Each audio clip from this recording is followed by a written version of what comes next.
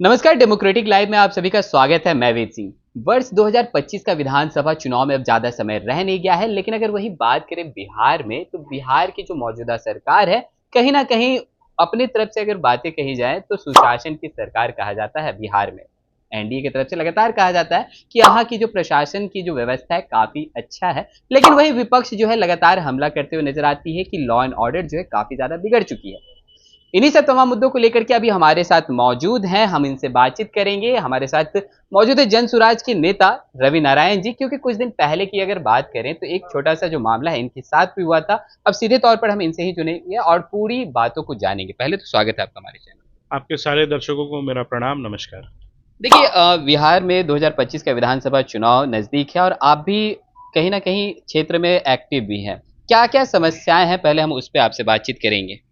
लखीमपुर विधानसभा में समस्या एक नहीं है, यहाँ पे समस्याओं का 2 पन्ना भर जाएगा, इतनी समस्या है। प्रमुख समस्याओं की बात मैं करता हूँ सबसे पहले। यहाँ 24 वार्ड है, जिसमें से 12 वार्ड ऐसे हैं जिसमें स्कूल ही नहीं है, और अगर है, तो इस हालत में है कि किसी समय गिर जाएँगे, और अगर कहीं सही सलामत स्कूल बना हुआ है, तो वहाँ पे विद्यार्थी नहीं है। अगर बात किया जाए स्वास्थ्य समस्या की, तो यहाँ पे पूरे बांकीपुर पे एक ही हॉस्पिटल है, वो है पीएमसीएच, जिस पे पूरे बिहार का भार है। तब अब पीएमसीएच किसका किसका भार उठाएगा? एक भी ढंग का अस्पताल नहीं है। लगातार आप देख लीजिए कि आधा घंटा का बारिश होता है और बांकीपुर का 80% इलाका डूब के जलमग्न हो जाता है। आप उसके बाद यहाँ देख लीजिए कि प्रशासनिक रूप से कभी भी किसी पे हमला हो जाए, कभी किसी को गोली चल जाए, कभी किसी को धमकी मिल जाए, प्रशासन के कान में, दोनों कान में भरपूर रुआ ठूस के सोई भी है। तो यही है, यहाँ पे ना प्रशासनिक कोई मदद है, ना यहाँ शासन का कोई रोल है, और यहाँ पे तो जंगल राज, जिसको लोग जंगल राज कहते थे, अब तो यहाँ जंगल राज दिख रहा है, तो जबरदस्त जंगल राज। अभी जिनका भी मौजूदा सरकार है, उनकी तरफ अगर ये सवाल लेकर के हम पहुँचते हैं, तो उनको वो डायरेक्ट 2005 से पहले के जंगल राज का बात कहने लगते हैं कि उस समय का जो मामला है जो भी मतलब घटनाएँ होती थी, वो सीएम हाउस से ही ऑपरेट होती थी। क्या कहेंगे इस पे आप? अब ये सब पार्टी कार्यालय से होता है। हमारे जो मंत्री जी है ना, वो संभल जाए, और अगला बार से अगर धमकी देना है और इस तरह की कार्य कराना है, अगर लोकप्रियता मेरी इतनी, आपको डर लग रहा है मेरी लोकप्रियता से, तो किसी प्रोफेशनल को दें। स्मेकियर सबको आप जो कॉन्ट्रैक्ट का देते हैं और वो सब हम पे हमला करता है, उससे काम नहीं चलेगा। अभी सब पार्टी के कार्यालय से हो रहा है, और कौन यहाँ पे विधायक हैं और कौन मंत्री जी की बात कर रहा हूँ, पूरा यहाँ पे हर दर्शक जानता है, हर व्यक्ति जानता है, बच्चा बच्चा बांकीपुर का जानता है कि रवि नारायण पे हमला किसने कराया। लेकिन जिस तरह से अभी आपने कहा, क्या लगता है कि इसके पीछे जो आपके ऊपर जो हमला किया गया, वो कोई राजनीतिक षड्यंत्र के तौर पर किया जा रहा है? जिस समय मुझ पे हमला हुआ, उस समय अपराधियों ने क्या बोला? उस समय उन्होंने कहा कि अगर तुमने चुनावी नामांकन भरा, तो मैं तुमको इतने गोली मारूंगा कि तुम ठीक हो जाओगे, और कुछ गालियां दी जो मैं यहाँ पे नहीं बोल सकता, असभ्य था। तो आप समझ जाइए, तो नामांकन नहीं करेगा तो यहाँ पे किसको तकलीफ हो गई? ऑब्वियस सी बात है, वर्तमान विधायक को, मंत्री जी को तकलीफ हो रही है, पेट में दर्द हो रहा है। इसलिए सुना है कि आजकल में सेतपुर जाने वाले भी हैं।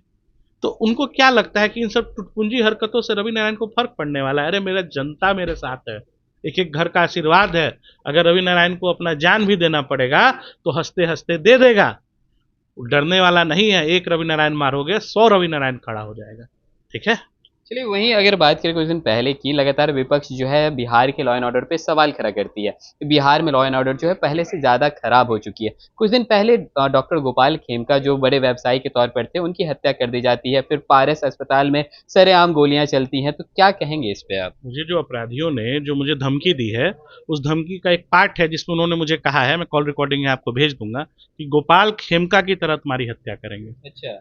तो उस गोपाल खेमका को तो इन्होंने बना दिया है प्रोडक्ट, जी। कि उसकी तरह हत्या करेंगे। तो ये प्रश्न देखिए, सुशासन यहाँ है नहीं, जंगल राज चरम पे है। पहले कम से कम ये कहा जाता था कि उतना न्यूज मीडिया नहीं था, तो बातें बाहर नहीं आती थी। और न्यूज मीडिया है, तो हर गली, हर मोहल्ले पे, जन स्वराज के अन्य कार्यकर्ताओं पे हर जगह हमले हो रहे हैं। अच्छा, देखो, हर जगह हो रहा है। मोतिहारी में लगातार हो रहा है, पालीगंज में हमारी जो महिला एक नेत्री है, उन पे हमला हुआ है। मोतिहारी के जो हमारे हैं एक नेताजी, उन पे हमला लगातार हो रहा है।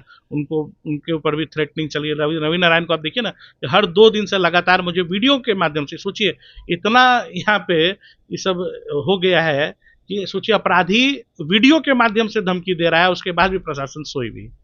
देखिए, अगर वहीं अगर बात करें, क्या लगता है कि प्रशांत किशोर की जो लोकप्रियता जो बढ़ती जा रही है, उससे जो बड़े-बड़े जो तमाम जो दल हैं, उनके मन में थोड़ी-सी जो डर है, वो वैसा कुछ? देखिए, हम लोग सत्ता, हमारी सत्ता आने वाली है, इस बात से बौखलाए हुए हैं इनको भरोसा नहीं हो रहा कि कैसे एक पार्टी अचानक से यहाँ के पूरे बिहार को बदलाव की तरफ लेके जा रही है और कैसे जन स्वराज अपनी सरकार बना लेगी। तो इनके जितने भी घोटाले हैं, जितना भी इन्होंने काला घोटाला, काला धन छुपा के रखा है, उसको प्रशांत किशोर खींच खींच के निकालेंगे। अभी तो नाम ले लेके बता रहे हैं, तब खींच खींच के निकालेंगे, इसी बात से डर रहा है। एक आखिरी सवाल रहेगा, बातों को ज़्यादा लंबा नहीं खींचेंगे। चलिए, आप अपनी तरफ से संपन्न है, डॉक्टर गोपाल खेमका भी संपन्न थे, लेकिन बिहार में अगर लॉ एंड ऑर्डर की बात करें तो आम जनता कितनी सुरक्षित है? आम जनता बिल्कुल सुरक्षित नहीं है, कभी भी किसी के साथ कोई भी घटना घट सकती है। अगर आप थाना जाइएगा, हाँ एसपी मैडम बढ़िया है, एसडीपीओ साहब जैसे रैंक के जो लोग हैं वो भले लोग हैं, वो आपसे ढंग से बात करेंगे। लेकिन अगर आप अपने थाना में चल जाइएगा तो वहाँ इंस्पेक्टर रैंक के जो भी लोग हैं वो आपसे इस तरह से ट्रीटमेंट देंगे कि जैसे अपराध आपके साथ नहीं हुआ, आप ही अपराधी हैं। ये है बिहार के सुशासन की और प्रशासन की यहाँ भूमिका। मतलब अपराधी के जैसा ट्रीट किया जाता है। अपराधी, अरे आप कंप्लेन करने जाइए ना सर कभी, तो आपको पता चल जाएगा कि आपके साथ कैसा ट्रीटमेंट होता है। चलिए, बहुत बहुत धन्यवाद। तो जैसे कि आप सुन रहे थे, हमारे साथ मौजूद थे रवि नारायण जी, जो कि लगातार अपने क्षेत्र में एक्टिव भी हैं और कहीं ना कहीं कुछ दिन पहले की जो घटना इनके साथ हुई है, इन्होंने साफ तौर पर बताया कि बिहार में किस तरह का सुशासन का सरकार है और लोग कितने सुरक्षित हैं। तो चलिए, और भी ऐसे तमाम खबरों का सिलसिला इसी प्रकार बना रहेगा। डेमोक्रेटिक लाइव पे अपनी राय प्रतिक्रिया हमारे कमेंट बॉक्स में जरूर साझा